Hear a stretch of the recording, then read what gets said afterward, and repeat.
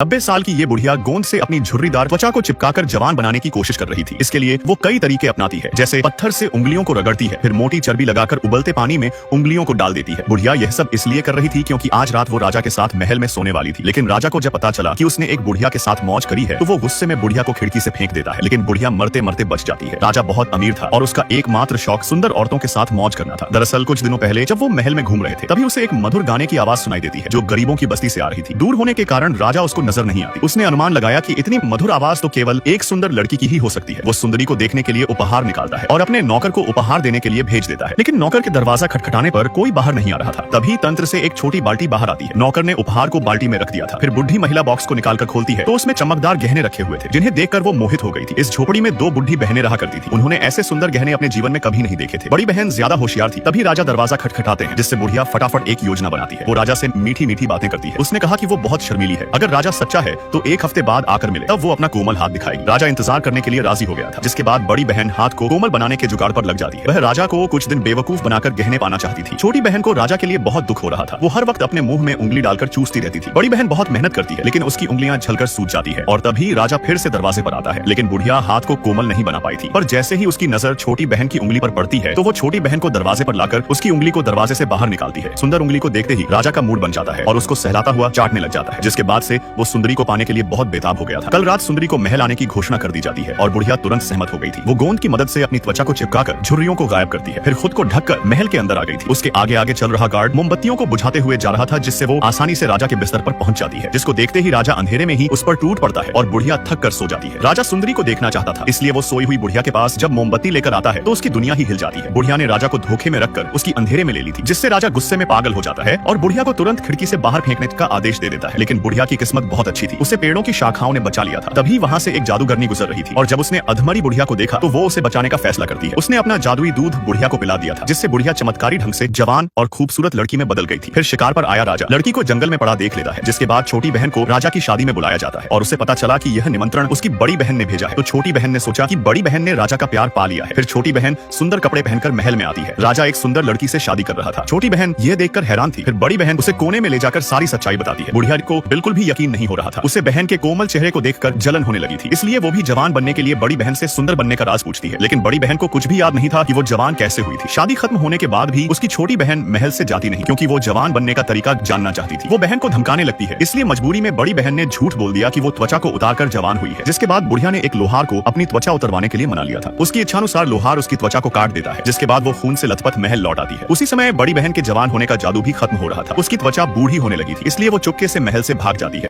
ये आदमी चूहा पकड़कर पैसे कमाता था। एक चूहा मारने पर 10 मिलियन मिलते थे। ये एक 100 साल पुरानी अचार फैक्ट्री में अक्सर चूहे आ जाते थे इसलिए चूहा पकड़ने वाले की पोस्ट बनाई गई। जैक इस फैक्ट्री का रैट कैचर था। जब जैक ने अपने सामने चूहों का झुंड देखा तो उसने सोचा अब तो मैं अमीर बन जाऊंगा। लेकिन अगले ही पल उसका पैर फिसल गया। वो सीधा अचार वाले बड़े डिब्बे में गिर गया। मजे की बात ये थी कि फैक्ट्री के मजदूरों को कुछ पता ही नहीं चला। उन्होंने ऊपर से ढक्कन भी बंद कर दिया। इस सब के बीच फैक्ट्री बंद कर दी गई और जैक हमेशा के लिए उस अचार वाले डिब्बे में बंद हो गया। लेकिन किस्मत से 100 साल बाद 2 बच्चे उस पुरानी फैक्ट्री को एक्सप्लोर करने आए। उन्होंने गलती से अचार वाला डिब्बा खोल दिया। अगले ही पल जैक उठकर बाहर आ गए। बच्चे डर के मारे भाग गए। लेकिन हैरानी की बात ये थी कि जैक एकदम ठीक था। डॉक्टर्स ने चेक किया तो सारी बॉडी ठीक थी, सब नॉर्मल। जैक ने डॉक्टर से पूछा मेरी बीवी कहाँ है? डॉक्टर ने कहा तुम्हारी बीवी तो 80 साल पहले मर चुकी है, अब नई ढूंढ लो। गुस्से में आकर जैक ने डॉक्टर को बेहोश कर दिया। जब उसे पता चला कि उसका परपोता भी है तो वो थोड़ा चौंका। फिर भी जैक हॉस्पिटल से बाहर निकल गया और अपने परपोते के साथ शहर देखने लगा। बाहर की ऊंची ऊंची बिल्डिंग्स देखकर जैक दंग रह गया। तभी एक टैक्सी उसके पास आई तो वो डर के मारे लड़ने को तैयार हो गया। घर पहुंचने के बाद जैक ने कहा मुझे बीवी की कब्र पर चलना है। परपोते ने रास्ता दिखाया और वो लोग कब्रिस्तान पहुंचे। लेकिन उसकी बीवी की कब्र अब कूड़े का ढेर बन चुकी। उसी वक्त एक गंदगी का टुकड़ा बोर्ड से गिरा और सीधा उसकी बीवी की कब्र पर जा लगा। वहाँ काम कर रहे मजदूरों ने कहा जल्दी भागो यहाँ से। गुस्से में आकर जैक ने एक मजदूर को जोर से मुक्का मारा। फिर अपने परपोते को डांटना शुरू कर दिया। परिवार की कब्र का ख्याल नहीं रखा। इसी बात पर दोनों में बहस हो गई। जैक ने फैसला किया कि अब फिर से पुराना काम शुरू करेगा, पैसे कमाएगा और उस बोर्ड को हटवाएगा। वो एक दुकान में गया और 99 कीरे खरीद। कैशियर ने पूछा कैश या कार्ड? जैक हक्का बक्का रह गया। उसके पास तो पैसे ही नहीं। फिर वो गया कचरे में खाने लायक कीरे ढूंढ। किस्मत से उसे एक बैग मिला जिसमें अच्छे कीरे और नमक की थैली थी। अब जब सामान मिल गया तो उसने एक फ्री वाला शॉपिंग कार्ड भी उठाया, कुछ लकड़ियां भी जमा की और अपना स्ट्रीट वेंडर वाला ठेला बना लिया। फिर वो वापस कूड़े के ढेर पर गया। अचार भरने के लिए बोतलें ढूंढने, खीरे काटे, बोतलों में डाले, ऊपर से कच्चा नमक छिड़का, सबको टेबल पर सजा दिया। एक रात बारिश और तूफान के बाद ताजा और हेल्दी अचार तैयार हो गया। अगली सुबह वो ठेला लेकर भीड़ वाली सड़क पर गया। लोगों को नया आइडिया पसंद आया और जैक ने अपना पहला पैसा कमा लिया। उसने कस्टमर्स से कहा अचार खा लो लेकिन बोतल वापस करना। फिर लोग वापस आने लगे। लेकिन परेशानी ये हुई कि उसके पास बिजनेस लाइसेंस नहीं था, इसलिए उसका अचार स्टैंड जब्त कर लिया गया। फिर भी जैक ने हार नहीं मानी। स्टैंड नहीं था तो दिक्कत आई, लेकिन कुछ ग्राहक जो उसके